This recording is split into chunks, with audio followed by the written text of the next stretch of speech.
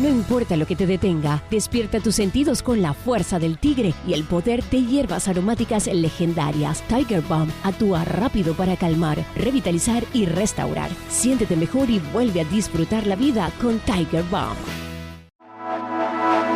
Ser podcast.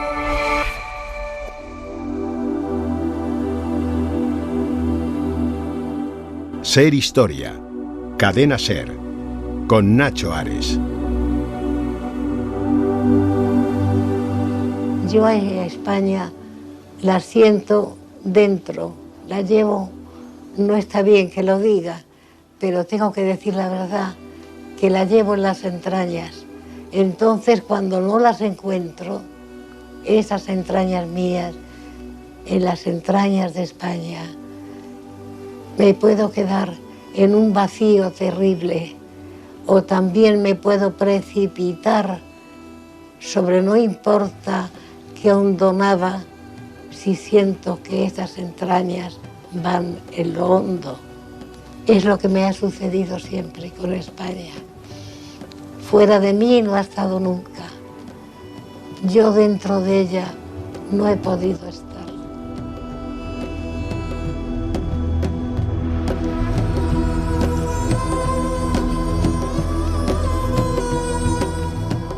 En el año 1985, el periodista José Miguel Ullán de Televisión Española entrevistó a María Zambrano. Pocos meses antes había regresado del exilio. María Zambrano, a quien vamos a dedicar el cronovisor, la primera parte de nuestro programa de hoy aquí en Ser Historia, es un referente de la historia, no solamente de la literatura. Ella pertenecía a la generación del 27, sino también esos conceptos más filosóficos, más personalizados, más interiores del pensamiento, de las reflexiones, en definitiva de la historia del ser humano. Ella es un exponente claro de ese pensamiento del siglo XX. Iba a decir de la primera mitad del siglo XX, pero bueno, ella nació en 1904 y falleció en 1991. Es desde luego pues todo un referente a esa historia del siglo pasado.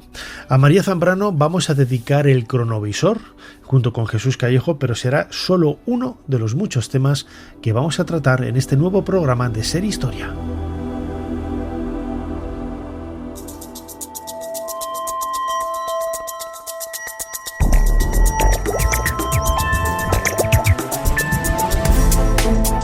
Bienvenidos a Ser Historia.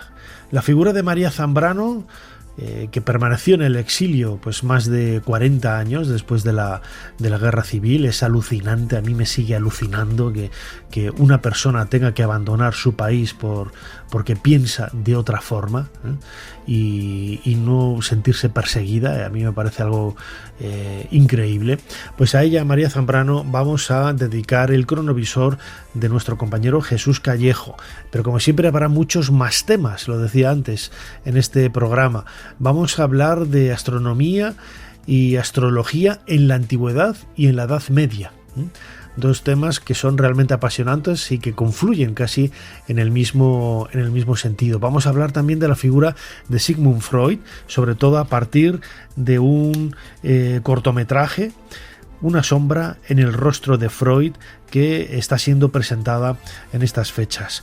Y tendremos una nueva entrega de esa sección Historia de la Ciencia 2.0, en donde hablaremos del cerebro también con un trasfondo histórico. Estos y otros muchos temas son los que van a componer este nuevo programa de Ser Historia. Como siempre, soy Nacho Ares y les doy de nuevo la bienvenida a Ser Historia. Comenzamos. Sigue a Ser Historia en las redes sociales. Nos tienes en Twitter, Facebook, YouTube, Instagram y TikTok. @Ser Historia. Y también puedes suscribirte a nuestra newsletter mandándonos un correo a serhistoria@cadenaser.com. Jesús Callejo, una semana más. Bienvenido de nuevo a Ser Historia. ¿Qué tal? Bien hallado. Aquí estamos una semana más, presto y dispuesto para lo que sea menester. Y en este caso lo que es menester es hablar de una gran mujer, escritora, filósofa, pensadora del siglo XX. Ella nació en 1904, murió en 1991. Nos estamos refiriendo a María Zambrano, una de las estrellas también de esa generación del 27. Total. Una de las grandes mujeres intelectuales, humanistas, una mujer de referencia, ¿no? Una mujer que estuvo muchísimo más tiempo fuera que dentro de España, pero cuya obra perduró, influenció muchísimo en su época y, por supuesto, en la época actual. Fíjate que su nombre, además, era un nombre largo, era como el de Picasso, ¿no? Porque su verdadero nombre era María Francisca Águeda Araceli Asunción Carolina Magdalena Rafael de la Santísima Trinidad Zambrano Alarcón, más conocida por María Zambrano. Esta mujer, sí, es curioso por la cantidad de nombres que por entonces se ponía, yo creo que para quedar bien con toda la familia. Es decir, pues venga, métele también a Asunción y también lo de Carolina. Bueno, pues estas son pequeñas peculiaridades o anécdotas de la vida de esta mujer malagueña. Ella nace en Vélez, Málaga, y es verdad que aunque tuvo mucha presencia tanto en Málaga como en Madrid, como en Segovia, en distintos lugares, pero, en fin, el exilio la hizo pues ir a otros lugares, allende de los mares, también dejando su huella. Pero sin ninguna duda, estamos hablando de una intelectual de primer orden que dejó, ya te digo, huella incluso en un movimiento que por entonces pues creó una cierta polémica, que era la sin sombrero, ¿no? Luego te comentaré también que era ese movimiento feminista, un protofeminista que había en aquel momento, pues un poco pues eso, de rebelarse contra ciertas normas estándares que había en la sociedad española. En fin, una sociedad que, igual que en el resto de Europa, pues evidentemente se daba más predicamento a lo masculino que lo femenino, y ella se atrevió a desafiar las tradiciones y a irrumpir en ese mundo intelectual de una manera nunca vista hasta entonces, y no solo ella, sino también contó con la ayuda de María Teresa León, de Rosa Chacé, en fin, de Josefina de la Torre, de otras mujeres, avant la lettre, pero María Zambrano, es verdad que su obra literaria, su obra filosófica es tremenda y por eso bien se merece este cronovisor. No, desde luego, además lo decía yo al principio de este programa, hacía una reflexión, ¿no?, sobre lo absurdo y lo ilógico, lo inhumano, ¿no?, que hacer que personas, ¿no?, se exilien, una persona se tenga que exiliar porque no está bien vista por su ideología. Pues es que a mí me parece de juzgado de guardia, ¿no? Y se sigue sufriendo en el presente, ¿no? A mí me parece una cosa ridícula y alucinante. La política y la religión es lo que ha creado muchísimos sinsabores, muchísimos odios, muchísimas rencillas, muchísimas muertes. Y ese es el problema, ¿no? Es, en el fondo, pues eso, ideologías o bien políticas o religiosas, fanáticas, pero cuando tú no eres de un partido o no tienes el discurso dominante, pues sabes que estás condenado a la prisión, al ostracismo o al exilio.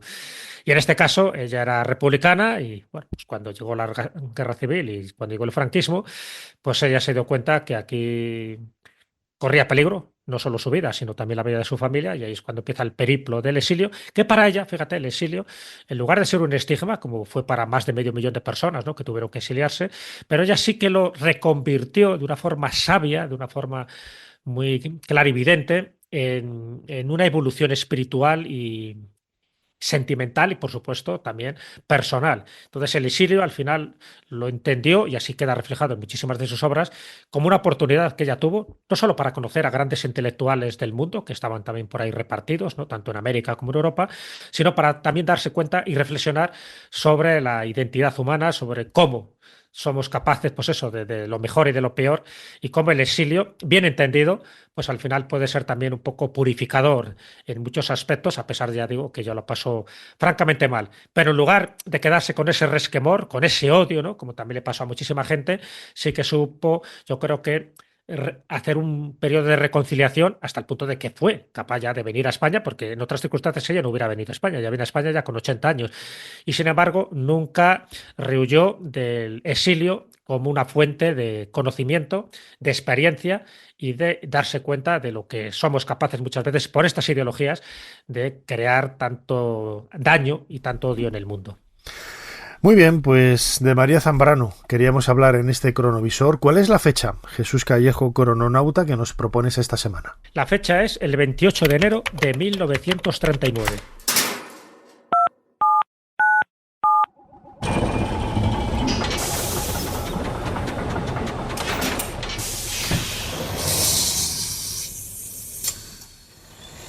Adelante, pasen. Jesús Callejo les está esperando junto al cronovisor.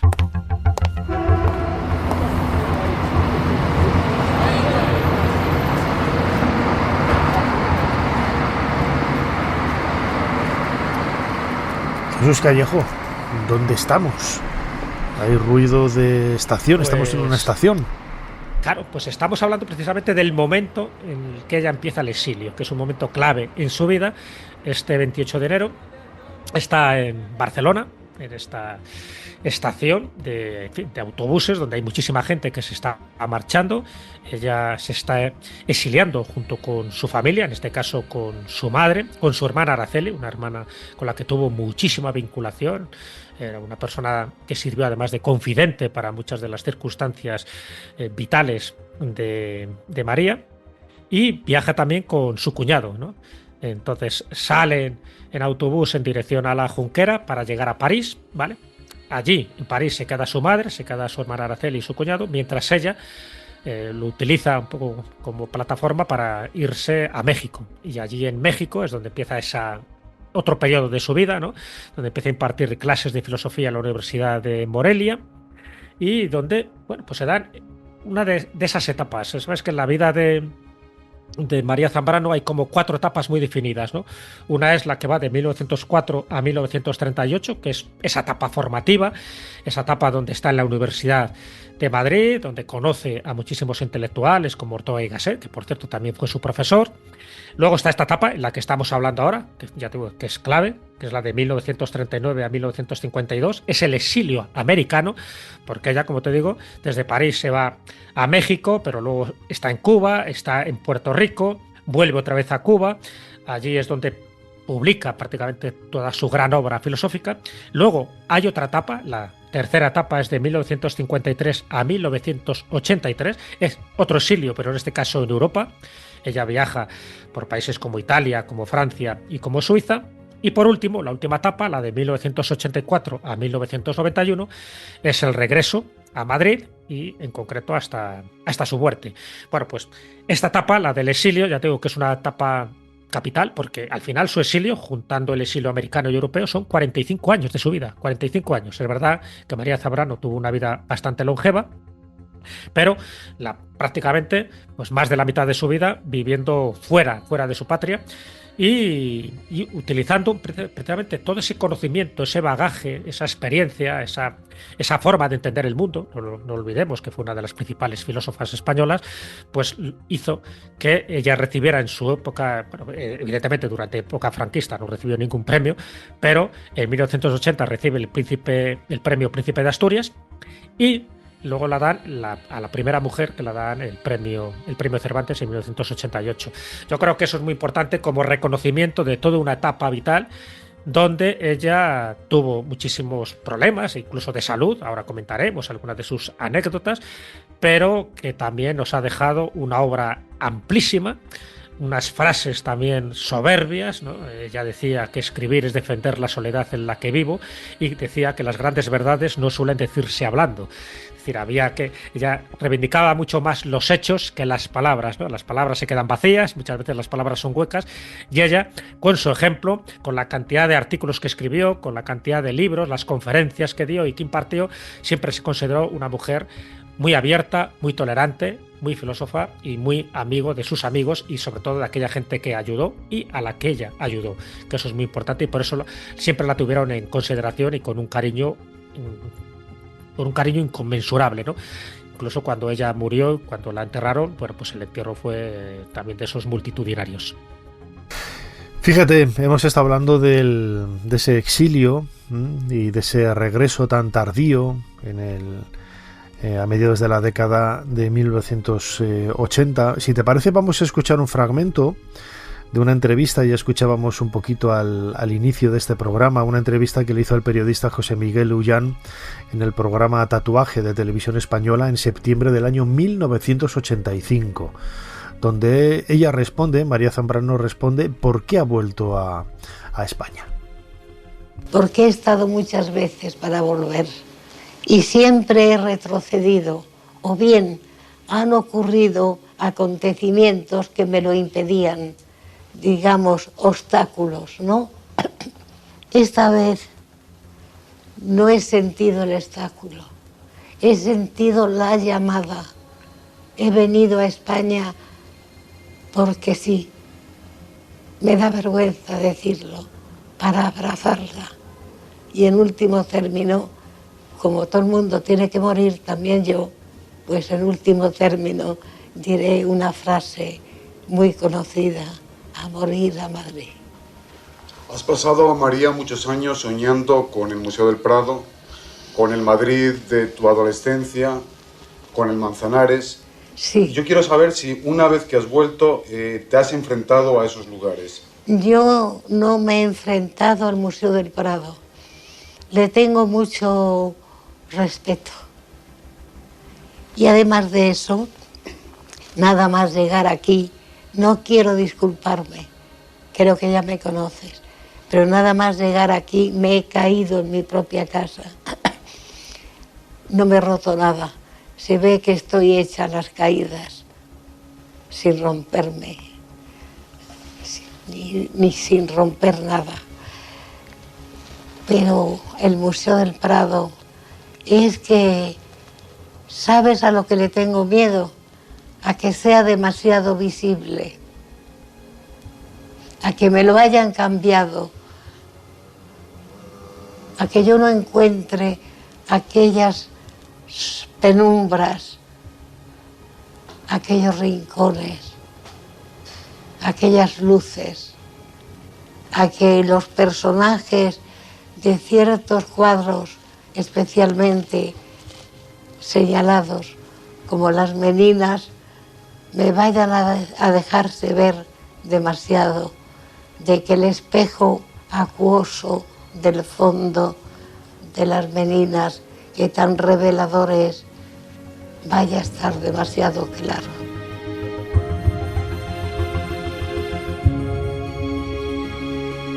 Jesús Callejo, dejando de lado ese aspecto más político, ¿no?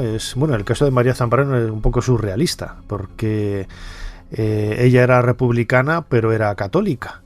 Y parece que venció más, ¿no?, en la balanza el lado político para ser perseguida y señalada aquí en nuestro país, ¿no?, que siempre se ha idealizado esa tontería, ¿no?, de que todos los republicanos eran ateos y tonterías de este tipo, ¿no? No, no es verdad, había muchos republicanos católicos. Pero vamos, yo recuerdo una vez en unas fosas de la Guerra Civil, en un reportaje para Cuarto Milenio, era en Málaga, en un pueblecito en Málaga, pues absolutamente todas las personas que había enterradas allí, todas tenían sus escapularios, sus crucifijos, o sea, eran católicos devotos, pero bueno, con una idea política que nada tiene que ver con eso, pero bueno, la idiocia de algunos pues hacía entender lo contrario, ¿no? Pero fíjate, Jesús Callejo, crononauta, María Zambrano marca también parte de su trabajo, ¿no?, en esa literatura y en ese pensamiento filosófico, también intentando buscar la razón de las cosas por parte de los dioses. Es decir, ella tenía una mentalidad muy racional, pero también tiraba de esa irracionalidad para explicar las cosas. Hombre, a ver, ella se da cuenta de que somos lo que somos por lo que creemos. Por tanto, el pensamiento religioso, el pensamiento espiritual, no lo puedes desdeñar. Está claro. O sea, un filósofo, una buena filósofa como ella, tiene que saber que las creencias son fundamentales precisamente para crear la personalidad, no solo a nivel individual, sino a nivel colectivo de un pueblo. España durante muchísimo tiempo ha sido carpetobetónica, en fin, católica, pero a ultranza en el peor sentido, ¿no?, de que las ideas a veces pues no te hacían avanzar, ¿no?, en otro tipo de disciplinas. Claro, ella lo tenía, fíjate, incluso lo tenía claro desde el principio, y te cuento. Ella cuando era pequeña, hay una anécdota, ¿no?, que se cuenta. Ella cuando era pequeña, pues la clásica pregunta, ¿no?, dice, ¿qué quieres ser de mayor?, la preguntaron. Entonces ella dice, pues se queda así pensando, dice, pues quiero ser una caja de música. Dice, hombre, eso no es posible. A ver, dime otra cosa, ¿qué quieres ser de mayor? Entonces se queda así la pequeña María pensando, y después, centinela. No, hombre, pero las niñas no pueden ser centinelas. A ver, dime otra cosa. pues entonces quiero ser un caballero templario. Dice que no, dice otra cosa. Y al final dice, pues filósofa. Mira tú por dónde. Acertó. Yo te lo cuento un poco como anécdota, porque la cantidad de cosas que se le vienen ocurriendo, y al final la cuarta respuesta es filósofa, una niña. ¿Cómo puede ser que una niña te diga, porque lo caballero templario y cosas de estas? Pues bueno, lo puedes llegar a entender, ¿no? Bueno, pues esta era ella.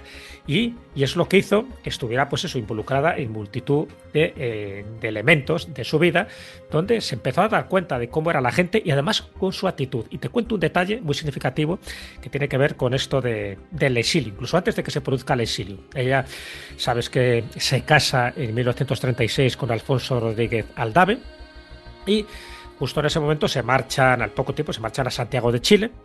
Él había sido nombrado secretario de la embajada, y en 1937, fíjate, estamos hablando ya en plena contienda, lo que hace es que ella regresa a España. No tiene mucho sentido, porque dices, ¿cómo vienes a España en un momento tan complicado, ¿no? Le preguntaba, además, un periodista, ¿por qué viene a España cuando encima la guerra ya estaba perdida? En aquel momento se pensaba ya que los nacionales habían ganado. Y precisamente la respuesta que da es muy clarificadora. Dice, precisamente por eso vengo.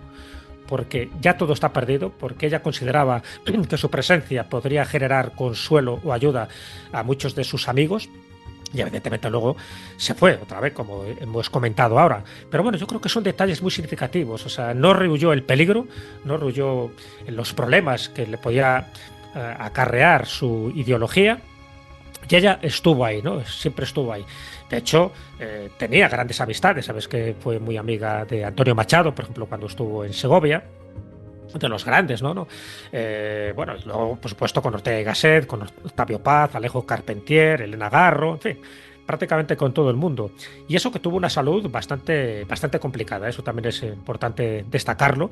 Ella incluso sufrió un colapso en 1928, donde se pensaba que estaba a punto de morir, incluso se pensaba que tenía tuberculosis. Pero bueno, fumaba como un carretero. Fumaba, es verdad. Pero es que en la entrevista esta que he visto, las entrevistas que he visto en televisión, es que uno tras otro, digo, y con 80 y pico años, digo, Dios mío, qué mala salud de hierro, ¿no? Bueno, pero eso pasa, es verdad. Hay muchos fumadores que si al final no mueres por las circunstancias del tabaquismo, es como que tienes una especie de película protectora en tus pulmones y mueres de cualquier otra cosa menos de eso, ¿no? Es por eso, ¿no? Le ha pasado a mucha gente que ha tenido una larga vida y fumando puros, ¿eh? Y también, además, mira, además es algo, por ejemplo, que tiene una cierta vinculación contigo, fue una gran amante de los gatos, ¿sabes? Que María Zambrano, en la época sobre todo que vivió en Roma, llegó a tener... ¿Cuántos gatos crees que llegó a tener esta mujer? No sé, pero a lo mejor era como la mujer de los gatos de los Simpson, ni idea. Pues hombre, sin llegar a esos extremos de excentricidad, pero llegó a tener 70 felinos, superando a los 57 que en su momento tuvo el también escritor Ernest Hemingway. Ostras, también pues, un gran amante. En la actualidad, la ley en España dice que si tienes más de 5 animales en casa, ya tiene que considerarse zoo. Entonces ella ya tenía un zoo de verdad, ¿eh? O sea, no, tenía un zoo, bueno, le encantaban los gatos. No, es curioso porque muchos intelectuales, aparte de tener también perros, ¿no? como mascotas, solían tener gatos porque dicen que los gatos les inspiraba. O sea, precisamente la forma, ¿no?, de actuar que tienen los gatos, como muy sibilina, es como muy zen también, pues a muchos escritores les inspira eso. Bueno, acuérdate que incluso Fernando Sánchez Dragón escribió un libro dedicado también a su gato Soseki, porque según él también le inspiraba, ¿no?, en muchas de sus obras, y también le tranquilizaba en momentos de angustia. Bueno, pues aquí tienes que María Zambrano hizo alarde también de esto, ¿no? Y bueno, pues era una mujer que estuvo, ya te digo, muy implicada en multitud de anécdotas, y muchas de ellas, evidentemente, relacionadas con sus tertulias literarias, en las que consiguió conocer a grandes escritores de la época, por ejemplo a Miguel Hernández. Con Miguel Hernández incluso suspiraba, bueno, por tanto uno como otro tenían sus problemas amorosos y dicen que iban al Manzanares precisamente pues a consolarse mutuamente, ¿no?, de la cantidad de desgracias que le habían pasado. Porque de hecho incluso María Zambrano, aparte, en fin, de este matrimonio que tuvo, ella vivió un amor prohibido en la juventud. Y cuando era adolescente se enamoró de un primo suyo, ¿sabes?, que era Miguel Pizarro. Y durante ese tiempo, además, que duró bastante, fue desde 1917 a 1921, pero la familia decidió, ya sabes, en estos casos tomar cartas en el asunto, no veía bien este noviazgo, lo separaron, le mandaron a Osaka nada menos que a Japón, ¿sabes?, para ejercer como profesor de castellano en la universidad, y ella se quedó pues totalmente desconsolada. O sea que bueno, también hay una parte amorosa, una salsa rosa también en la vida de María Zambrano, donde para que, como siempre que tenemos una imagen de ella, si te das cuenta, es como una mujer ya muy mayor, claro, o sea, las fotografías que aparecen de ella, aparece pues eso, la senectud, una mujer ya como muy tranquila, como un poco la abuelita de Piolín, pero sin embargo pues tuvo también una vida pues bastante animada en cuanto a situaciones sentimentales, situaciones políticas, como no, y también situaciones de enfermedad, como te he comentado antes. Lo de la abuelita de Piolín me ha encantado, ¿eh? No, una mujer sabia. Imagínate contando historias de su exilio, de su infancia. No, pero fíjate, una de las cosas que a mí me admira de ella es venirse arriba y ir a contracorriente, y los problemas que te plantea el futuro, aprovecharlos, revertirlos y que sean en tu propio beneficio, ¿no? Y aprender de ese exilio, aprender de esos viajes, aprender de esas nuevas culturas que vas conociendo, que es un poco lo que va transformando y proyectando ella en su trabajo, ¿no? Porque no, quizás la forma más fácil de aprender cómo es el ser humano, esos pensamientos filosóficos, ¿no?, que ella también planteaba, era por medio de viajar, y a ella siempre le encantó viajar. Hombre, muchas veces porque no le quedó más remedio, también es verdad, ¿no? Pero bueno, sí es cierto que formó parte, como tú bien decías, de esa generación del 27, con Luis Cernuda, con Emilio Prados, en fin, con Jorge Guillén. Cuando viaja a La Habana, conoce allí a José Lezama Lima, es decir, se codea con la mayor intelectualidad de aquel momento. Y ella, siendo mujer, en fin, con todo ese tipo de prejuicios que podía existir en aquella época, no tuvo ningún problema a la hora de colaborar en publicaciones como La Revista de Occidente, como En Cruz y Raya, como La Hora de España. Es decir, era una persona que se le tenía muy en cuenta lo que ella decía, sabía muchísimo. Fue profesora auxiliar de la Cátedra de Metafísica en la Universidad Central.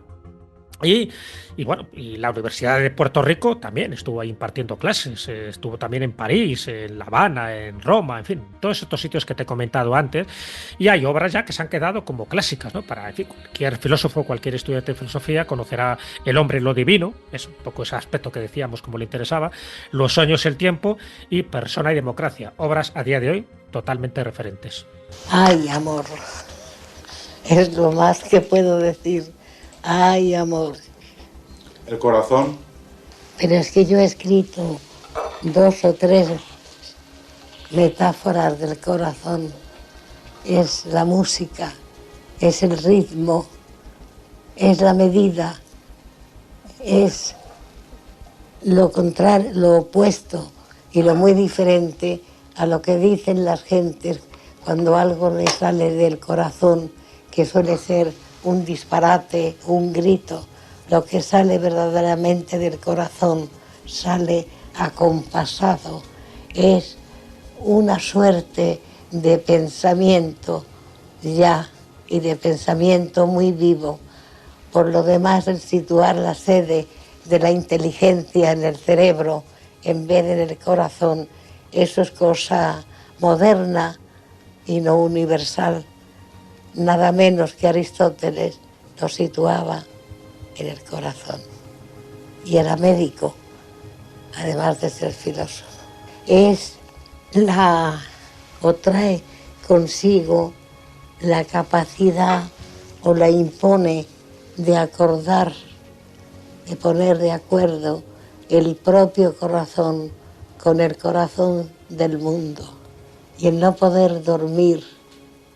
Claro que eso de no poder dormir en mí es natural, pero qué sueño hermoso llega cuando se ha puesto de acuerdo el ritmo del propio corazón con el corazón del mundo, que también lo tiene.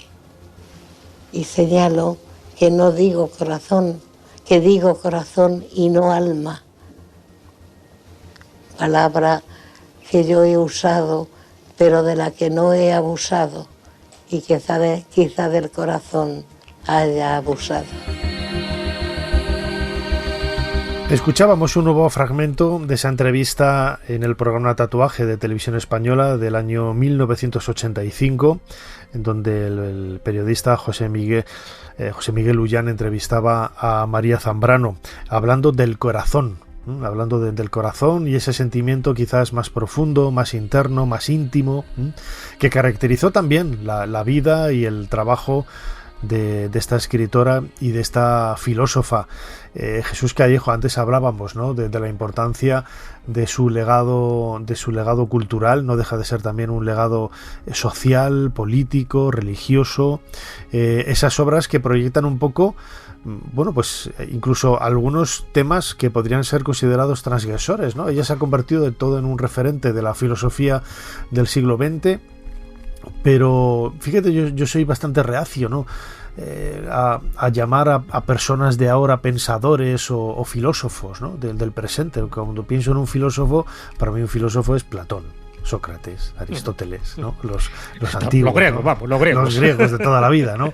No, porque luego también ves muchas veces en la televisión a gente que se autodefine como filósofo y dices, ¿perdona? O sea, les oyes hablar y son como los mensajes de la Virgen del Escorial, que no tienen de profundidad y de significado cero lapicero, ¿eh?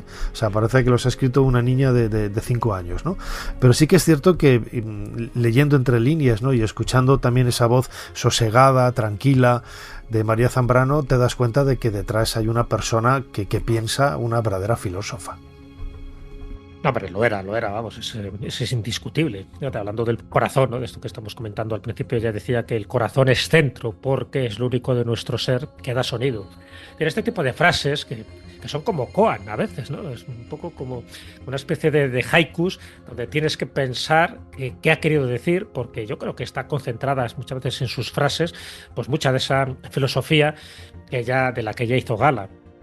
Está claro que, sin ninguna duda, fue una filósofa, no solo por la cantidad de obras que escribió, ¿no?, sino por la cantidad de conferencias y de clases que impartió. Y eso yo creo que es fundamental, y para ella, ya te digo que el exilio fue, yo creo que algo fundamental, fundamental para crear su pensamiento, no solo crítico, sino también incluso su pensamiento mágico, porque ya digo que le daba muchísima importancia a la espiritualidad. Respecto a lo del exilio, fíjate, lo que te decía al principio, ella nunca renunció a su exilio y lo manifestó con claridad, no solo en sus textos, sino en las entrevistas. Ella decía, yo no concibo mi vida sin el exilio que he vivido. Lo decía claramente. Claro, es una parte muy íntima de ella y claro, es que dices, es pues más de la mitad de su vida. Claro, o sea, casi. Claro, 45 años. Cuando ella llega a España el 20 de noviembre de 1984, ya tenía, 80 años, ella se dio cuenta un poco de que las circunstancias de Madrid evidentemente habían cambiado muchísimo, ¿no? Ella reside ya en Madrid hasta que muere, pero la querían un poco convertir, en algunos casos, como un poco el adalid de la republicana exiliada, en fin, que había sido menospreciada por el franquismo. Ella huyó de ese papel de victimismo, ¿sabes? Que yo creo que es muy importante también tenerlo en cuenta. Entonces, ese aspecto, esa dignidad que ella mostró hasta el último momento de su vida, un poco para que no hubiera ese revanchismo, para que esas dos Españas quedaran disueltas de una vez por todas, ella hizo todo lo posible para que fuera así. En fin, no lo hemos conseguido, evidentemente, porque en fin, todavía estamos hablando, ¿no?, de los rojos y los azules y de las derechas y las izquierdas. Pero ella intentó evitar todo eso, esa especie de que una España se fraccionara de la manera que se fraccionó, generando todo el dolor, todo el conflicto y además pues toda una involución política y cultural que se produjo en España a raíz de la Guerra Civil. Bueno, pues eso lo reivindicó en sus obras y de hecho las últimas obras que ella publica, porque estuvo publicando prácticamente hasta el último momento de su vida. Por ejemplo, algunos lugares de la pintura, porque ella se dedicó también un poco también a estudiar muchos de esos cuadros de las pinturas, porque llegó a escribir más de 33 libros. También Los Bienaventurados, El parpadeo de la luz y El sueño y el tiempo, que es un libro que se publicó de una forma póstuma. Es decir, siempre estaba, si te das cuenta, hablando de estos conceptos muy metafísicos, pero desde un punto de vista y con un lenguaje muy claro, muy diáfano, muy entendible. Ya sabes que muchas veces algo que se critica a los filósofos es que parece que utilizan utilizan una escritura muy críptica, un poco, o muchas veces muy simple, de esto que, bueno, pues por lo que me está diciendo, pues no hace falta, ¿no?, haber estudiado una carrera, no. Había filósofos, y hay de todo en la vida, ¿no? Filósofos, igual que pasa con periodistas, igual que pasa con gente que ha escrito libros de derecho, pues hay gente que es más fácil de entender que otros. Hay otros que hacen gala de un oscurantismo de la que no hacía María Zambrano, porque intentaba siempre ser lo más clarificadora en su vida, y por eso, ¿no?, recibe los premios que recibe, y por eso, pues a día de hoy está considerada como una de las primeras mujeres chapó, ¿no?, donde hay que quitarse el sombrero, y nunca mejor dicho, ya digo, porque fue una de las que representó aquel movimiento de protestas de las sin sombrero, que eso también es importante tenerlo en cuenta por la época que la tocó vivir. Estamos hablando de los años 20, donde también con García Lorca, en fin, que sufrió un poco la discriminación, y por entonces era muy habitual llevar sombrero por la calle, incluso llevar sombrero en las obras de teatro, lo cual era un problema porque el que estaba nos dejamos ver al de atrás, si había una mujer que llevaba un sombrero de estos grandes, al final no veía nada del escenario. Pero bueno, eso generó, ya digo, una serie de reivindicaciones, y ella, junto con, ya digo, con Josefina de la Torre, con Rosa Chacel, con Maruja Mayo sobre todo, pues fue esa nueva generación que representó esa rebeldía que parece que no, pero influyó muchísimo para que otras mujeres al final se dieran cuenta de que la igualdad estaba más cerca de la que ellos se podían imaginar, siempre y cuando cada una aportara su granito de arena. Pero tenía que haber algunas que a las que partieran la cara. Bueno, pues una de las que partieron la cara de forma metafórica fue a Maruja Mayo, y como no también pues a María Zambrano. Se merecía este cronovisor María Zambrano, que decimos falleció en el año 1991, después de 45 años de exilio, una mujer entregada a la cultura, a la poesía, a la literatura, a la filosofía, al pensamiento, y en definitiva, bueno, pues a la majestuosidad del ser humano, podríamos definirlo de alguna manera, ¿no? Ella ha sido la protagonista de este cronovisor junto con Jesús Callejo. Jesús, como siempre, muchísimas gracias una vez más por habernos ayudado a hacer un poquito más de historia. Ha sido un placer, como siempre, y aquí nos veremos la próxima semana con un cronovisor totalmente engrasado.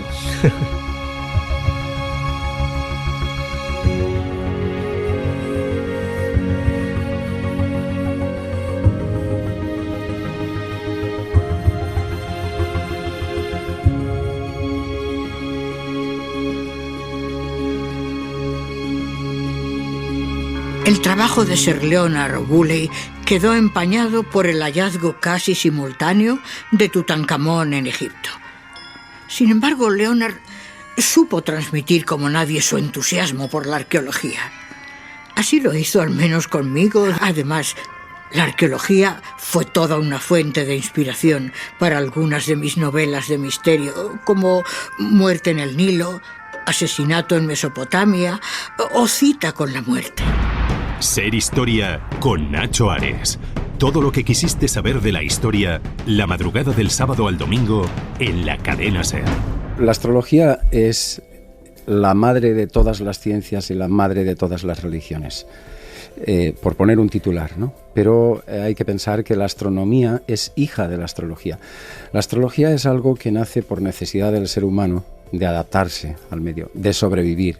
Y esa necesidad de supervivencia le lleva a estudiar todo aquello que condiciona su vida. Hay que tener en cuenta que el ser humano es por tanto la astrología no sale de ninguna chistera, ni se lo saca un mago de una manga, ni nace arbitrariamente. Hay que tener en cuenta que el ser paleolítico vive a la intemperie, vive a merced de los elementos, y por tanto se da cuenta que si el sol sale, esto parece una perogrullada, pero no lo es, pues hace calor, hay luz, pero si el sol se oculta, es de noche, hace frío, y empieza a ver que la vida aquí no depende de él, sino del movimiento de los astros.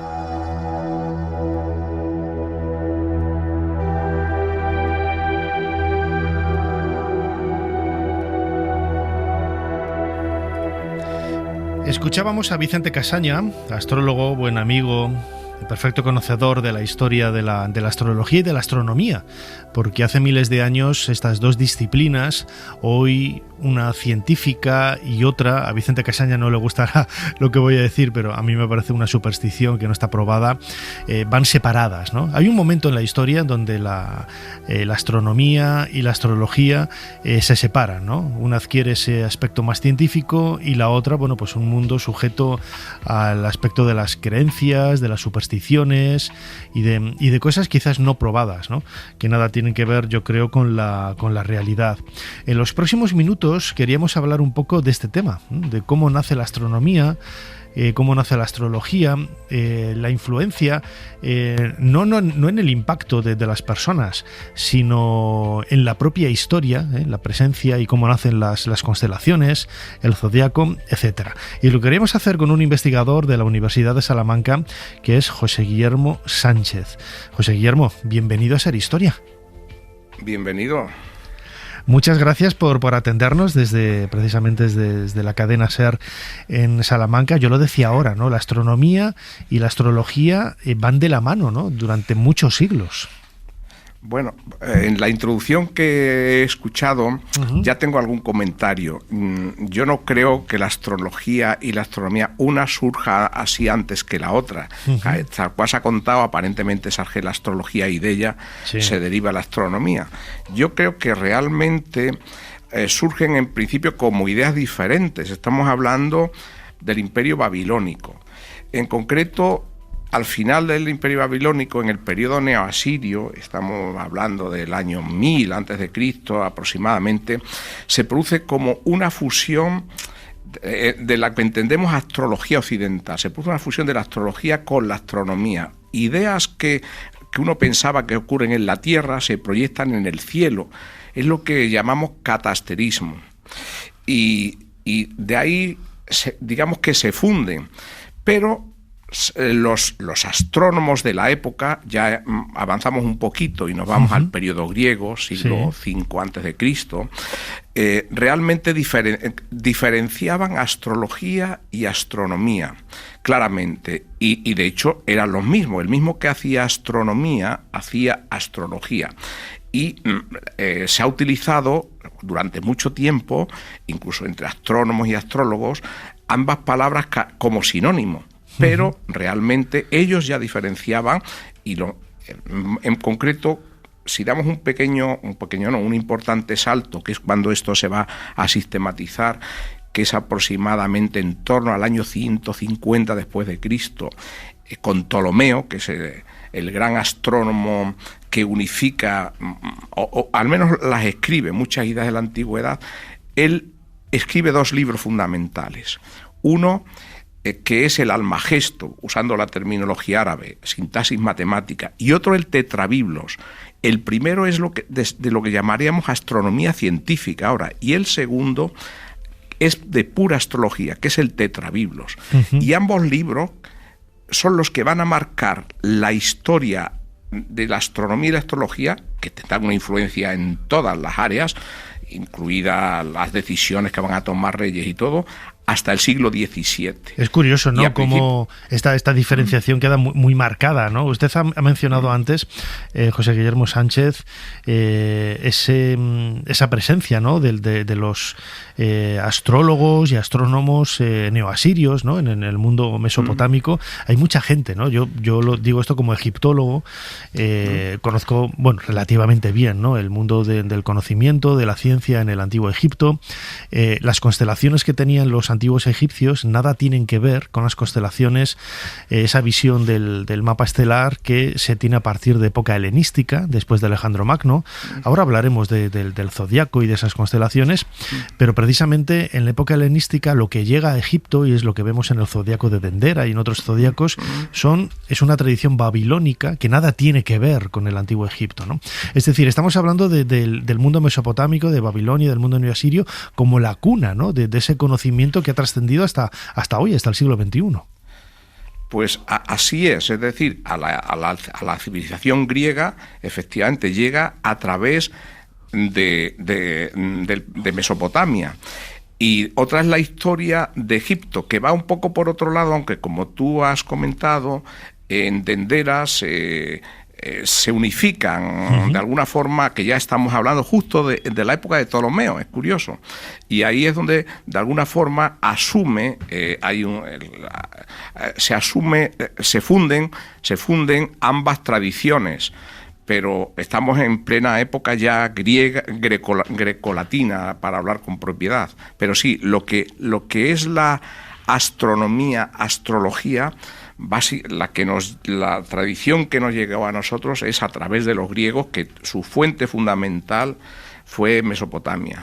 Así es. Además, es llamativo la cantidad de fuentes que hay, fuentes escritas, lo que nos está hablando de esa inquietud, ¿no? Y de esa curiosidad por conocer, ¿no? el mapa del cielo, la división, ¿no? Por medio de constelaciones. Yo también con algunos arqueoastrónomos, José Lull, Belmonte, personas que conozco que han trabajado este mundo en el Antiguo Egipto, ellos me reconocen, ¿no? Hay algunas representaciones en Egipto de constelaciones que hoy no sabemos cuáles son, o sea, no sabemos a qué se están refiriendo, ¿no? Pero sí que hay textos, sí que hay documentos donde en el mundo mesopotámico, donde más o menos se describe, ¿no?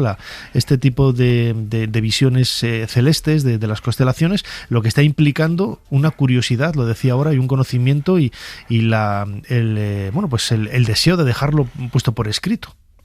Bueno, está en el Museo Británico, se puede ver unas tablillas, mulapín, están escritos cuneiforme acadio, y que han sido tan traducidas y tal, y hace varios de los nombres, incluso que adoptamos, después de adoptar los griegos, y las constelaciones, en particular las zodiacales, las que se veían desde esa zona, pues están ahí ya escritas. De ahí es quizás la fuente más relevante que tenemos, más lejana de forma sistemática.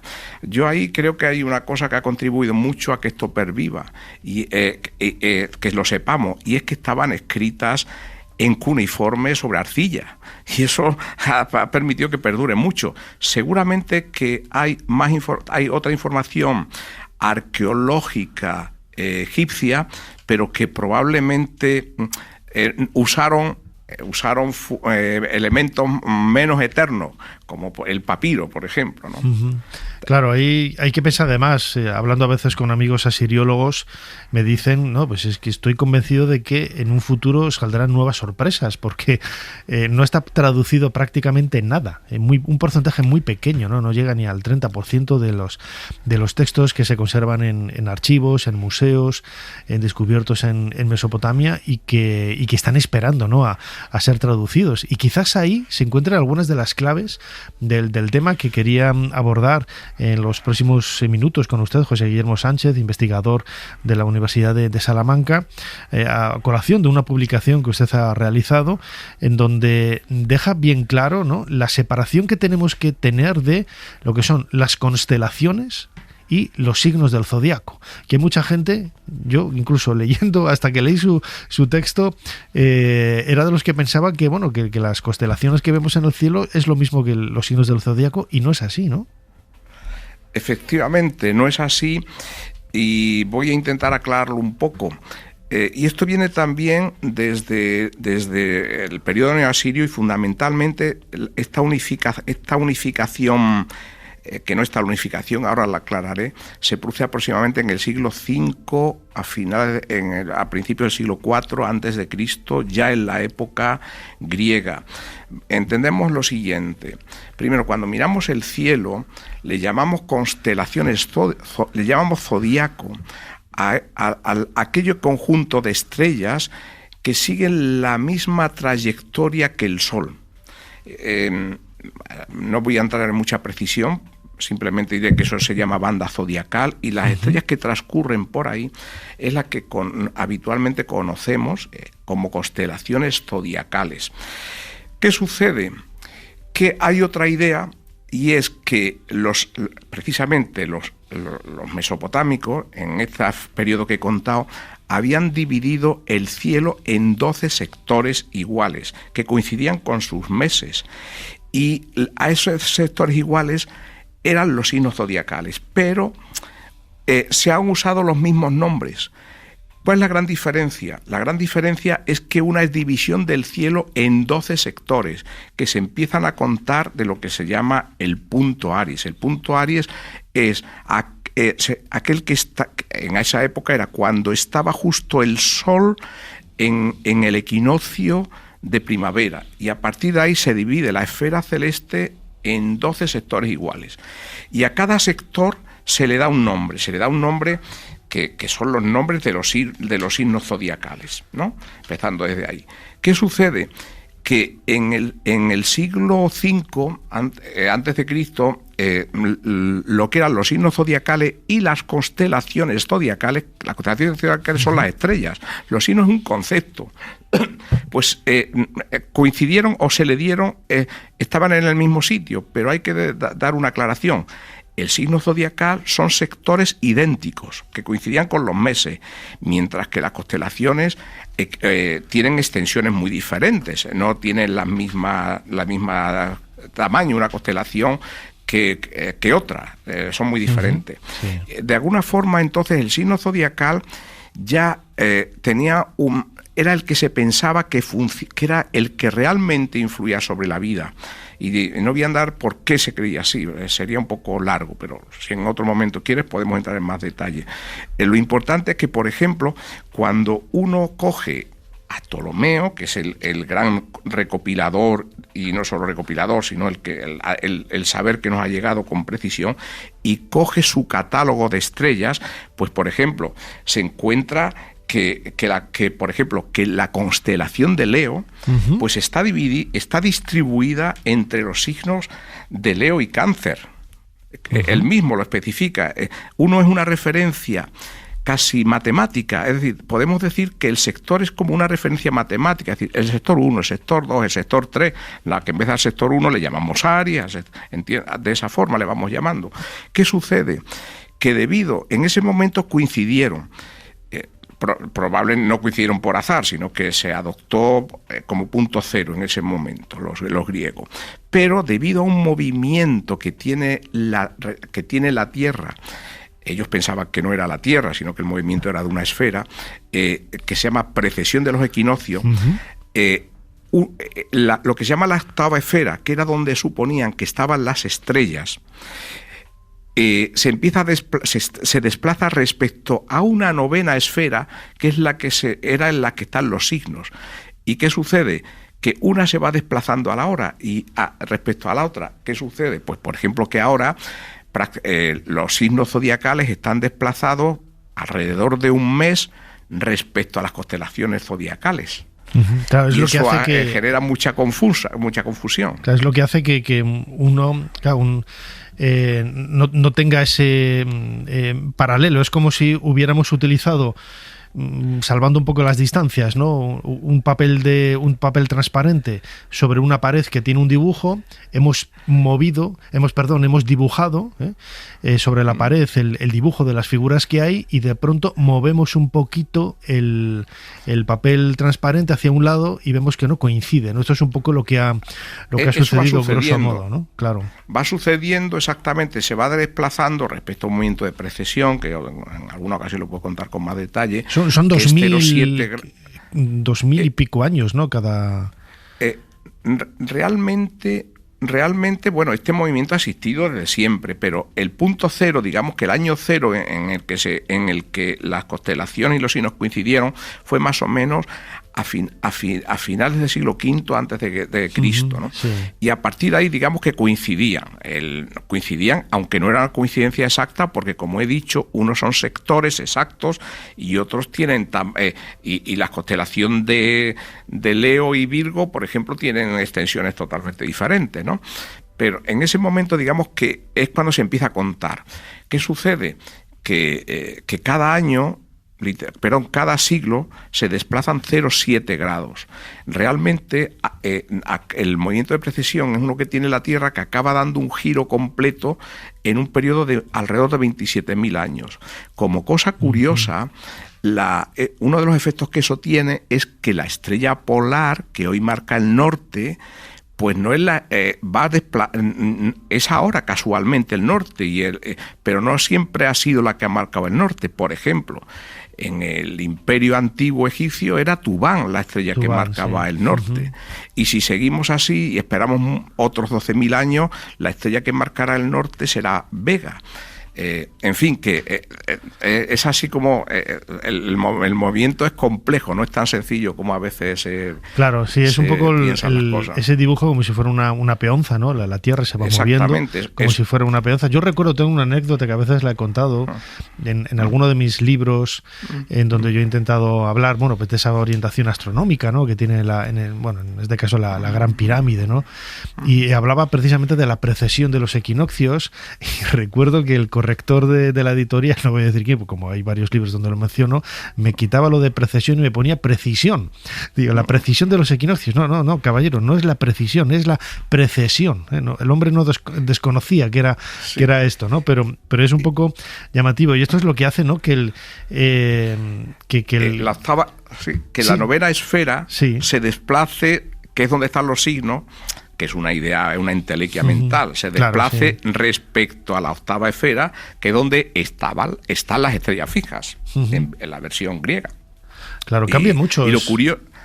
Sí, es lo que iba a comentar, ¿no? Que cambia mucho la idea de percibir las constelaciones de una forma o de otra, ¿no? Y también, por eso señalaba yo también ese aspecto que yo no creo, ¿no? En la astrología, ¿no? Por ese elemento más supersticioso que con evidencias científicas, ¿no? Como esta, pues parece que se descoloca absolutamente todo, ¿no? Claro, y hablando de este movimiento es muy curioso, porque de este movimiento se da cuenta Hiparco, un astrónomo que vive en el siglo III a.C. O sea, algo tan imperceptible que a lo largo de nuestra vida no nos damos cuenta y que necesitas un periodo largo, varias centenas de años para que de verdad sea apreciable. Un astrónomo genial, Hiparco, que se dio cuenta, y a partir de ahí, por ejemplo, Ptolomeo ya eso lo incorpora en el Almagesto y dice cómo hay que ir corrigiendo la posición con el paso del tiempo, y así se sigue utilizando, y eso llega hasta la Edad Media, que es en lo que yo entré a estudiar. Y en la Edad Media, cuando uno coge las tablas, de distintos tipos de tablas, para hacer cálculos de las posiciones de las estrellas y de los planetas, las referencias son los signos zodiacales, porque el signo zodiacal de alguna forma permanece fijo. Entonces las referencias se hacen respecto a los signos zodiacales, insisto, no como algo esotérico, que lo es, sino como una referencia matemática. Es decir, yo he dividido el cielo en 12 sectores y en vez de llamarle sector 1, sector 2, sector 3, le llamo sector Aries, sector Tauro. Pero al llamarle a las constelaciones con el mismo nombre, si no le pones delante el prefijo, que no es exactamente un prefijo, signo o constelación, creas una confusión. Y esa confusión se da incluso actualmente entre astrónomos profesionales. El que no se haya metido, y de ahí es donde entré yo a investigar este tipo de temas, porque yo mismo tenía ese prejuicio por no haberme estudiado con detalle, no haber ido a las fuentes. A las fuentes, hay que ir siempre a la fuente, claro que sí. Es fundamental. Es lo que le da un poco sentido a este tipo de investigaciones y a este tipo de trabajos. En los últimos minutos hemos estado hablando con José Guillermo Sánchez, astrónomo, sí, de alguna forma sí, investigador de la Universidad de Salamanca y perfecto conocedor de la historia de la astronomía desde la antigüedad hasta la Edad Media, ¿no? Seguramente, José Guillermo, volvamos a recurrir a usted para que nos explique con más detalle algunos de los temas que han quedado un poco pendientes en esta charla, pero por ahora solo me queda darle las gracias y, como siempre, muchísimas gracias de nuevo por habernos ayudado a hacer un poquito más de historia. Pues muchas gracias a vosotros.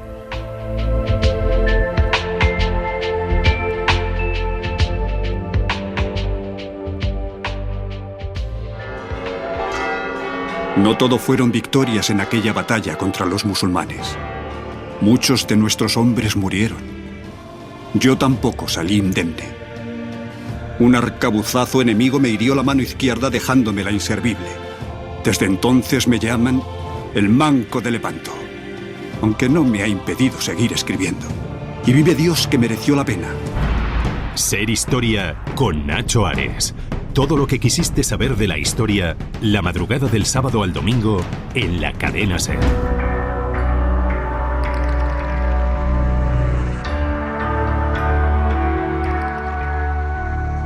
Continuamos en Ser Historia, pasamos de página a nuestro particular libro de historia aquí en la Cadena SER y, como hacemos cada pocas semanas, nos gusta adentrarnos en esa historia de la ciencia, en esa sección de Ciencia 2.0, como hacemos cada poco tiempo junto con nuestro físico de cabecera, Pablo Arias. Pablo, bienvenido una vez más a Ser Historia. Bien hallado, Nacho. Estoy encantado. Muy bien, pues en esta ocasión querías que nos adentráramos un poco en nuestra propia cabeza, ¿no?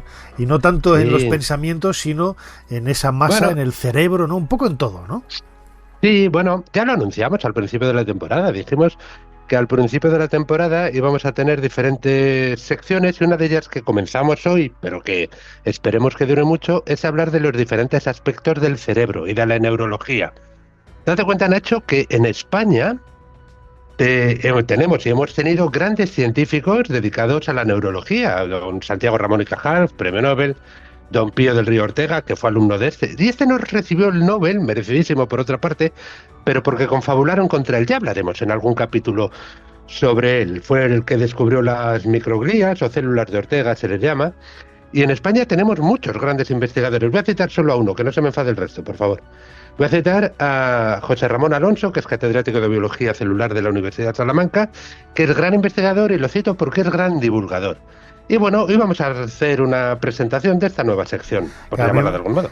A mí me gusta que hayas mencionado a Pío del Río Ortega, que tú eres de Valladolid, pero yo he vivido mucho tiempo en Valladolid y ahí tiene un hospital con su nombre que da, pues precisamente respalda un poco, ¿no?, el valor de este investigador. Cuéntame, vamos a adentrarnos un poco en el mundo del cerebro. Si me abres una puerta, Pío del Río Ortega nació en la provincia de Valladolid, en una localidad cercana a Valladolid. Su familia era de allí, vamos. Bueno, adentrándonos en el cerebro, cuéntanos. Venga, pues mira, me vas a permitir una pequeña licencia al inicio, porque bien, sabemos que el cerebro es un órgano que tenemos los animales. Vamos a hablar del cerebro en general, no solamente del Homo sapiens sapiens, es decir, del hombre. Pero a mí me gustaría llamarlo, y permíteme la licencia, máquina. Para decir que en todo el universo que conocemos, el cerebro, ya sabemos que no es una máquina, pero es la máquina más perfecta que conocemos. Digamos, bueno, en lugar de máquina vamos a llamarla estructura biológica. Pues bien, el cerebro es la estructura biológica más perfecta que conocemos en todo el universo. Está compuesto de unos 86.000 millones de neuronas, que es la célula base, aunque hay otras, como hemos dicho, los gliones o las microglías. Y estas neuronas forman billones de contacto que nos hacen no solamente percibir nuestro alrededor por medio de imágenes, sonidos, digamos que procesa toda la información que capta a su alrededor y ordena el modo en el que se ha de regular el organismo que pertenece. Dicho de otro modo, el cuerpo y todos los órganos están a las órdenes del cerebro. No, desde luego, y que lo digas. Yo estaba pensando ahora un poco también, hay gente, claro, es una máquina, unos la utilizan mejor, otros la utilizan peor, unos quizás está más engrasada que la de otros, ¿no?, por no decir otros adjetivos, pero sí que es realmente una máquina fascinante. Y mira, vamos a hacer una equiparación con el ordenador. No voy a entrar en hacer analogías, pero sí, bueno, la voy a hacer. El cerebro sería en un ordenador como si fuera la CPU, es decir, no es el teclado, no es la cámara, no es la pantalla, no es ningún otro tipo de accesorios que tenga, no es el monitor ni la impresora. Pero bien, yo quiero que pensemos en una cosa. Solamente tú imagínate, Nacho, un cerebro solito, aislado completamente. El cerebro es todo lo que somos. El cerebro son donde almacenamos el conocimiento, es de donde nos sale el amor, el odio, el origen de nuestras mejores y también de nuestras peores acciones. De ahí viene la solidaridad, pero también viene la ira de allí. Vamos a imaginarnos una máquina aislada, completamente aislada. Pues bien, es capaz de funcionar, aunque no tenga contactos con otros cerebros. Y bueno, por cierto, Nacho, tú y tus queridos egipcios, ¿por qué no apreciaban tanto el cerebro como lo apreciamos ahora? También hay que reconocer que es fácil decirlo ahora con el conocimiento que tenemos.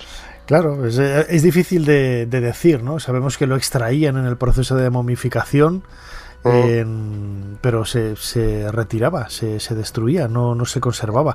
Sí que es cierto que algunas momias lo conservan todavía, pero son raros casos.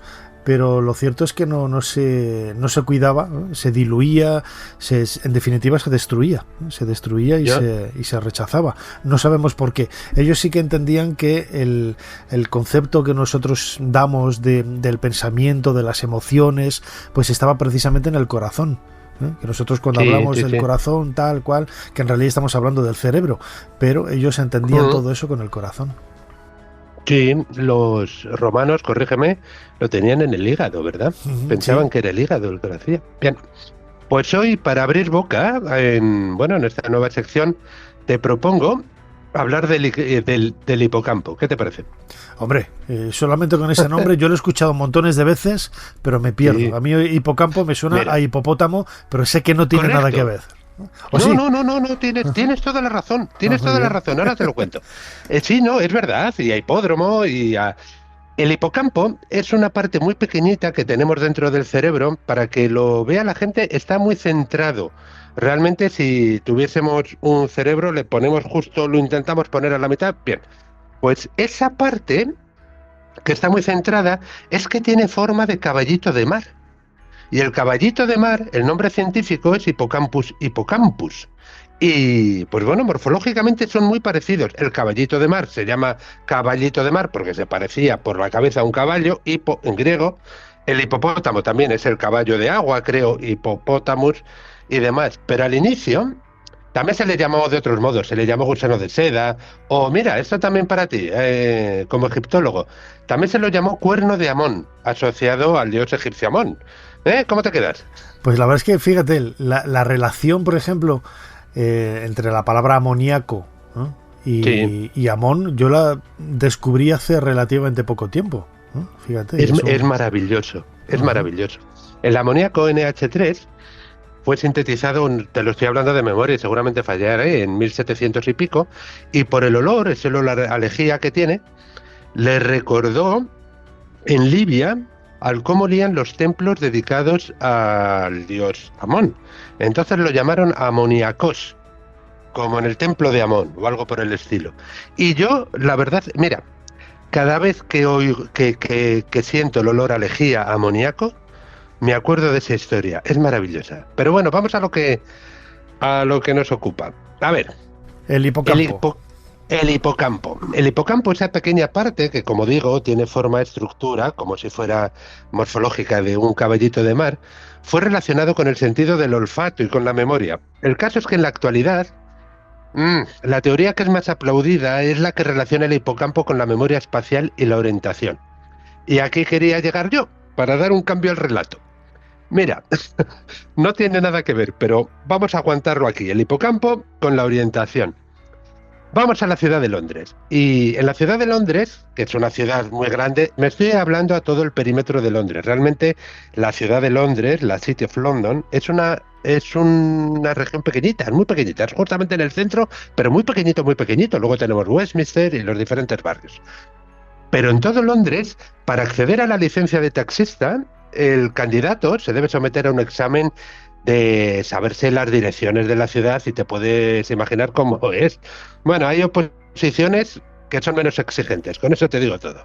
Pues bien, los candidatos a taxistas en Londres tienen que tener un plano de la ciudad en su cabeza, incluyendo recorridos, nombres, direcciones prohibidas y tal. Bien, entonces, ¿qué pasa? Que aquí se realizó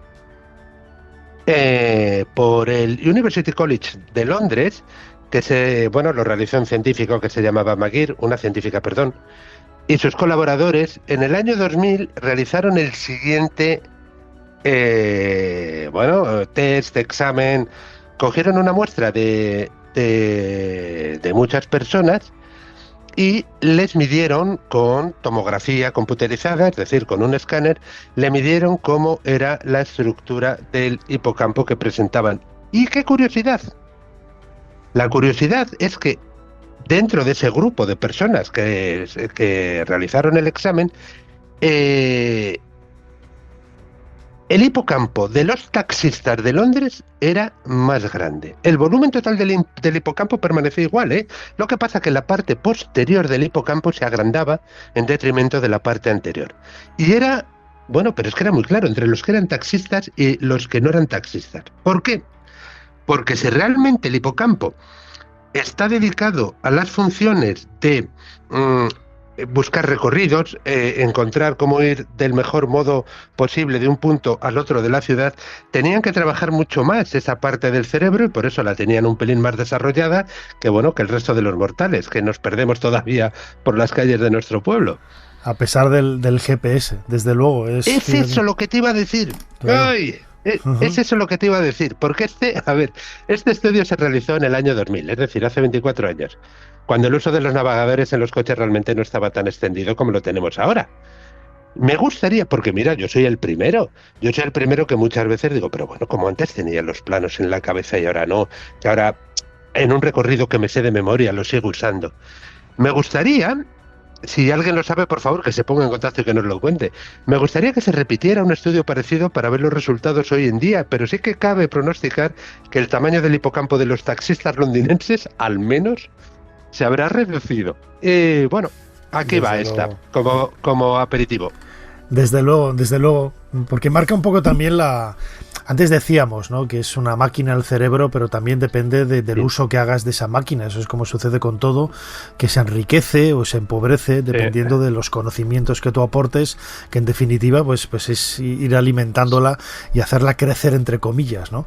Y si, bueno, las nuevas tecnologías permiten de una forma más sencilla conseguir los mismos objetivos, desde luego que en algunas partes será más pobre, pero seguramente también se enriquecerá por otras. Vamos a ser optimistas. ¿Algo más, querido Pablo? Nada más, solamente decir que en el momento que entrenas al cerebro, el cerebro responde y es como un músculo, es decir, una persona que practique gimnasia se muscula y uno que sea sedentario, pues no. Y nada, solamente decir, para despedirnos ya, que este capítulo queda dedicado a José Ramón Alonso, que lo hemos citado antes, de cuya obra yo y tantos otros tanto hemos aprendido. Bueno, y ahora nosotros también un poco, todos los seguidores de Ser Historia, desde luego. Pablo Arias, físico, compañero, muchísimas gracias una vez más por habernos ayudado a hacer un poquito más de historia. Muchas gracias, Nacho, por ayudar a difundir la ciencia. Y por si estas calificaciones fueran insuficientes, también sois diestro con la espada. Demasiado, quizás, a juzgar por ciertas reyertas que habéis protagonizado en tabernas y otros antros. En resumen, sois un erudito con ínfulas violentas, exactamente la persona que precisamos. ¿Que precisa quién, si me está permitido preguntar? Mi propia familia, los Walsingham, y por supuesto su majestad, la reina de Inglaterra. Ser Historia con Nacho Ares. Todo lo que quisiste saber de la historia, la madrugada del sábado al domingo, en la cadena SER. Con la teoría de ello, el yo y el superyo, Freud expone su visión del psíquico humano. El ello es el núcleo de nuestro ser y se rige por el principio del placer. El yo protege al individuo mediante el control de los estímulos. Y el superyo, que representa la moral y la ética. Otros términos claramente freudianos son el complejo de Edipo, en el varón odio hacia el padre, y el de Electra, amor de la niña hacia su padre. Mi querida madre, con una expresión del rostro particularmente tranquila y dormida, llevada a su habitación y tendida en la cama por dos personajes con pico de pájaro. Aquel extraño sueño sería interpretado como el deseo sexual del niño, dirigido a la madre. Con la interpretación de los sueños, Freud propone que recordar fragmentos de los sueños puede ayudar a destapar las emociones y los recuerdos enterrados.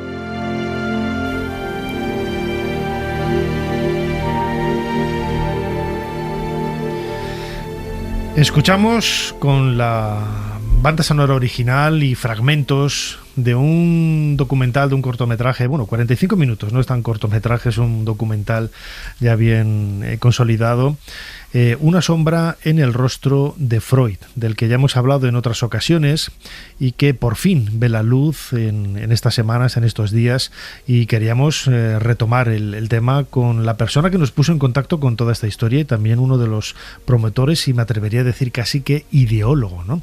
El cirujano maxilofacial Florencio Monje-Gil. Florencio, bienvenido de nuevo a Ser Historia. Encantado de estar aquí contigo y con todos tus oyentes. Además te hacía ilusión venir al estudio, a la máquina del tiempo. Me encanta venir al estudio. Siempre que he tenido relación contigo, aparte de personal, sí, siempre ha sido utilizando otros medios y estaba deseando estar aquí contigo en vuestro estudio. Mira, yo creo que no te lo he preguntado en las otras ocasiones en las que hemos hablado de Freud. ¿Por qué Freud? Porque todo esto surge durante un curso, durante una serie de cursos que se dan anualmente en Viena, y la Sociedad Europea de Cirugía Maxilofacial siempre estaba buscando algún tipo de enfermo emblemático de algún tipo de patología. Lord Byron fue la epilepsia, Chopin fue la tuberculosis, y como esto surge en Viena, pues qué mejor figura en Viena que Sigmund Freud, del cual había muchísimos interrogantes en cuál había sido exactamente su carcinoma, su cáncer, si había sido de laringe, si había sido de tráquea, si había sido de carcinoma oral. Había muchas interrogantes y fue por eso por lo que elegimos a Freud. Además es un personaje clave, ¿no?, en la historia del siglo XX. Imagino que para la realización de este documental, ahora hablaremos un poco también de un buen amigo, ¿no?, Jesús Sánchez Adalid, que es el guionista de este documental. Te habrás empapado, ¿no?, de la biografía, obra y milagros del bueno de Freud, más allá de ese diagnóstico como médico, ¿no? Claro, la documentación aquí es básica y obviamente hay 4 o 5 biografías que son muy extensas. La primera es la de Ernest Young, que es su biógrafo digamos personal, oficial, pero luego hay cantidad de escritos, de documentos, y había documentos que eran desconocidos, algunos de ellos, y en los que está basado casi toda la investigación, es que el diario clínico de Hans Pissler, de su cirujano, pues estaba hecho en taquigrafía, no solamente en taquigrafía, sino una taquigrafía muy especial que se llama taquigrafía de Gabelsberger, que es una especie de criptolenguaje. Hay 3 signos más o menos conocidos y 2 signos que solamente los conoce el que los dicta y el que lo escribe. Y entonces una gran parte de este trabajo ha sido meternos en todo ese tipo de documentos para intentar sacar toda la información, de tal manera que hemos intentado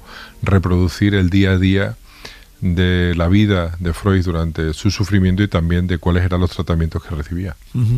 Claro, este proyecto que se presenta ahora a principios de 2025 nació hace casi 10 años, ¿no? En todo este tiempo imagino que habrá habido decisiones de cambiar ideas, de cambiar un poco todo, ¿no? Yo cuando estuve en Viena, por ejemplo, hace unos meses, que estuve montando la exposición inmersiva de Tutankamón allí, me acordaba de ti, me acordaba de Freud caminando por esas calles maravillosas, palaciegas, y con unos edificios increíbles, ¿no?, con esos cafés, esas terrazas en Viena, y realmente me acordé de ti. En un viaje anterior ya había estado en la casa de Freud, y siempre la ciudad de Viena es una ciudad que siempre he relacionado con yo no sé por qué, con Freud, ¿no? Porque quizás porque mi novia de entonces era psicóloga y le gustaba un poco la figura de Freud, ¿no? Pero en estos 10 años, el proyecto se ha desarrollado y ha ido cambiando también algunas ideas, ¿no? Ha ido cambiando ideas porque hemos recibido nueva documentación. Creíamos que el proyecto se acababa con esta investigación, con una serie de artículos, pero la verdad es que a medida que íbamos presentando cosas del proyecto había mucho interés por determinado tipo de empresas relacionadas con el cine, con vídeo, donde nos hacían llegar que era una historia que podía ser perfectamente contemplable en cualquier tipo de formato de documental o cortometraje. Y eso ha sido básicamente lo que nos ha movido a hacer este proyecto, que es un proyecto que lo que hace es un recorrido por la biografía primero de Freud, para acabar en la segunda parte algo tan desconocido que la gente desconocía hasta hace 8 o 10 años, que era la cantidad de sufrimiento que tuvo, no solamente por su patología, sino por los tratamientos que recibía, tratamientos, digamos, inhumanos, contemplados con el presentismo de hoy, pero que era lo que había, allá por el año 1920, 1925, y nos adentramos un poquito incluso en la personalidad, cómo va cambiando Freud a lo largo de esos últimos años de su vida, con la recepción de este tipo de tratamientos y también de tanto sufrimiento que le provocaron.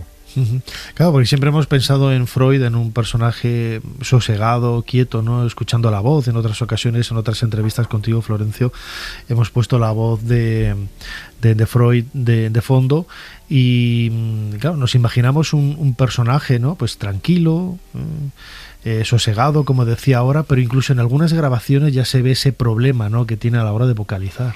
Hay alguna grabación donde efectivamente, y hay vídeos, por ejemplo, que los tenía la BBC, donde se ve perfectamente cómo mueve mucho la boca, porque debido a un tipo de cirugía que se le hizo, quedó con un defecto en el paladar, le tuvieron que poner una prótesis y esa prótesis no tenía suficiente sujeción en el maxilar superior. Y se ve en los vídeos cómo con el labio y con movimientos determinados de la boca pues intenta estabilizar esa prótesis.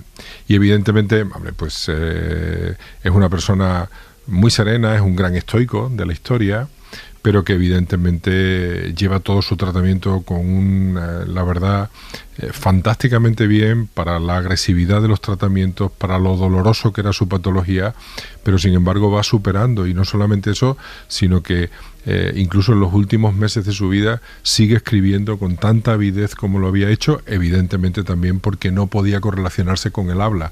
Cada vez el habla es mucho más dificultoso y de hecho, como bien has comentado, hay algunos audios que funcionan por ahí donde se ve que le falta energía, que las palabras se le entienden no de una forma muy buena, y todo eso es derivado de la patología y del tratamiento que recibió. Hoy, en pleno siglo XXI, en 2025, cuando estamos realizando esta entrevista, Florencio, el tratamiento hubiera sido, imagino, mucho mejor, infinitamente mejor, incluso, y más corto en el tiempo, ¿no? Sería mucho más corto en el tiempo y seguro más exitoso. Una de las conclusiones a las que llegamos es que hay un tipo de carcinoma, que seguro que los oyentes no lo conocen, pero que nosotros los maxilofaciales lo manejamos con mucha asiduidad, que es un carcinoma verrucoso. Es posible que él tuviera un carcinoma verrucoso, y ese carcinoma verrucoso va muy bien con una cirugía bien hecha. Lo que pasa es que la primera cirugía que se le hizo, que la hizo Marcus Hayek, no es una buena cirugía, y va muy mal con la radioterapia, y precisamente él sufre 4 sesiones generales de radioterapia y aproximadamente 35 veces se le puso cápsulas de radio. Por lo tanto, hoy sabemos que ese carcinoma va muy bien con una buena cirugía, no va bien con la radioterapia, y sin embargo a él la mayoría de las veces se le aplica radioterapia. Esa es la dinámica en la que hemos concluido, evidentemente, que no era un carcinoma epidermoide de cavidad oral normal, sino que tenía esas especificaciones de carcinoma verrucoso de cavidad oral, que evoluciona con el tratamiento de una forma muy diferente. Ahora mismo sería un enfermo que se curaría perfectamente con cirugía, sin ningún tipo de duda, porque además tiene buen pronóstico.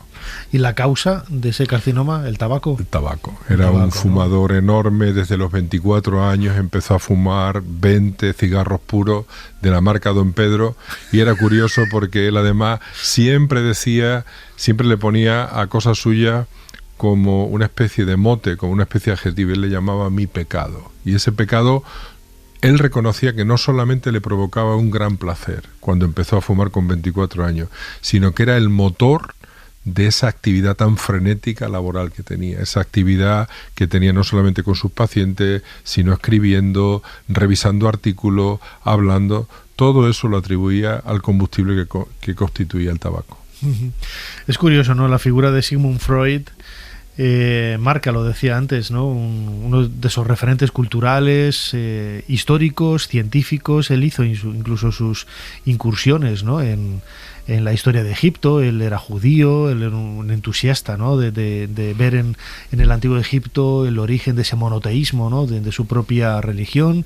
En la figura de Akenatón lo vinculaba también con Moisés. Muchas de esas ideas que ahora parecen nuevas, en realidad ya vienen desde el siglo XIX, y sobre todo las dio a conocer, las divulgó Sigmund Freud.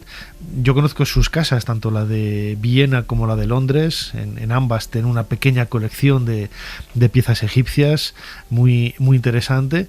Y yo creo que contigo sucede un poco lo mismo, ¿no? Él era psicólogo, tú eres cirujano maxilofacial, pero también te apasiona la historia. Y desde luego que tu hermano es historiador, ¿no? Y desde luego que la realización de este documental, yo no sé si te habrá tirado de igual forma la parte histórica o la parte científica como cirujano? La parte histórica me ha atraído mucho, sobre todo por pensar cuál fue el tiempo en el que se desarrolló Freud. Su desarrollo es cuando básicamente ocurre la Primera Guerra Mundial y el final suyo es cuando un poquito antes de la Segunda Guerra Mundial o plena Segunda Guerra Mundial, en el año 1939. La parte histórica es fundamental, pero la parte práctica, el ver cómo se aplicaban tratamientos que hoy son considerados absolutamente salvajes de alguna manera, es una de las partes más interesantes que tiene este tipo de trabajo, ¿no? Cómo exactamente igual que posiblemente dentro de 30 años nos consideren a los cirujanos en los tratamientos actuales del cáncer oral, ¿no? Pues posiblemente dentro de 30 años habrá tratamientos donde a nosotros nos consideren de alguna manera bastante violentos en la aplicación de nuestros tratamientos. Entonces, por igual, tú que has estado en Viena, imagínatelo cuando sale de su consulta camino al centro, cómo va comprando baratijas egipcias en los mercados que había, baratijas originales egipcias, originales. Entonces, cómo va comprando esas baratijas, y porque le encantaba gastar dinero, era una persona que tenía dinero y le encantaba consumir y le encantaba de alguna manera comprar cosas, ¿no? Pues tú imagínatelo, en esa siempre era de 2 a 3 de la tarde cuando salía de su casa en Vergase 19 y cómo iba al centro y cómo iba comprando y cómo regresaba a casa con cantidad de figuras y luego las iba poniendo, que muchas de ellas ahora decoran el Museo de Londres sobre todo, ¿no? Me encanta ver esa. Y luego, ¿cómo es posible que una persona que vivía de hablar y de escuchar se va quedando sordo por una de las intervenciones, pero tiene que seguir hablando? O sea, su profesión, su teoría, la teoría del psicoanálisis era escuchar y hablar. A mí es una cosa que me fascina con la cantidad de tratamientos que le hicieron, con la cantidad de intervenciones, todas con anestesia local, intervenciones hasta de 6 horas, cómo sigue desarrollando lo que era su oficio y su profesión. Era increíble.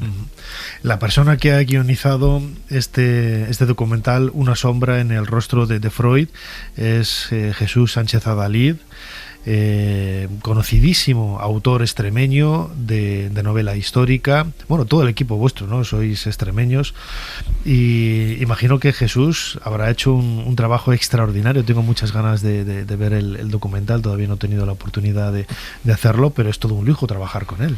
Ha sido un privilegio, es un torrente de talento, todos los conocemos, todos los oyentes saben cuál es la obra literaria de Jesús, y por cosas de un cúmulo de circunstancias, pues cuando tenía este proyecto en las manos, pues coincidimos en un sitio y me dijo, oye, tal, estoy muy, muy obsesionado con el tema del judaísmo y tal, me encantaría.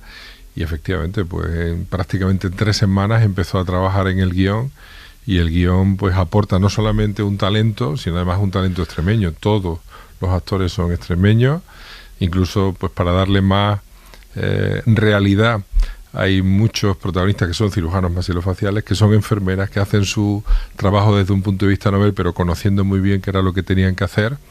Pero en particular, no solamente lo que es la dirección a través de Canovisión, sino la esencia de un documental que es el guión.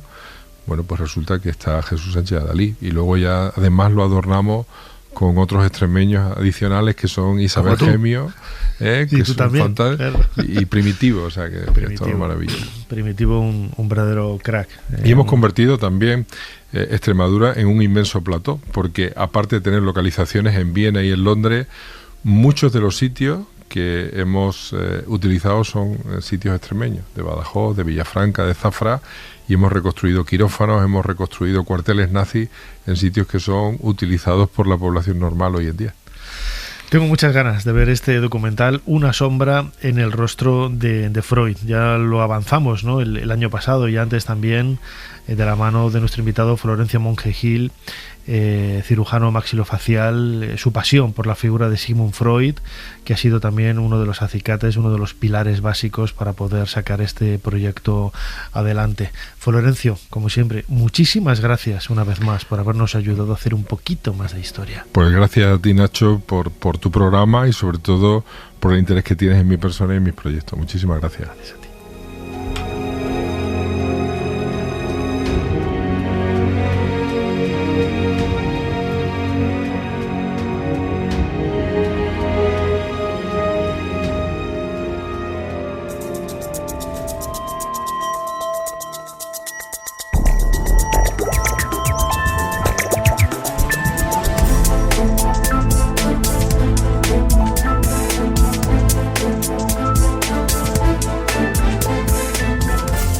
Llegamos al final de este nuevo programa de Ser Historia, el 844 ya. Vamos avanzando, que es una barbaridad. Si lo quieren volver a escuchar, lo pueden hacer a través de los podcasts de Ser Podcast o de cualquier otra plataforma agregadora de audios. Como siempre, Fermín Agustí ha estado en la producción, Ana Caballero controlando las redes sociales y echando una mano a Fermín en la producción del programa.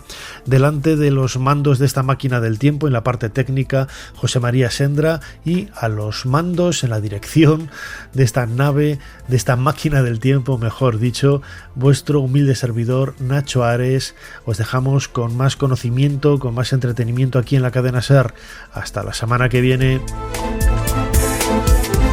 Para no perderte ningún episodio, síguenos en la aplicación o la web de la SER, Podium Podcast o tu plataforma de audio favorita. No importa lo que te detenga, despierta tus sentidos con la fuerza del tigre y el poder de hierbas aromáticas legendarias. Tiger Balm actúa rápido para calmar, revitalizar y restaurar. Siéntete mejor y vuelve a disfrutar la vida con Tiger Balm.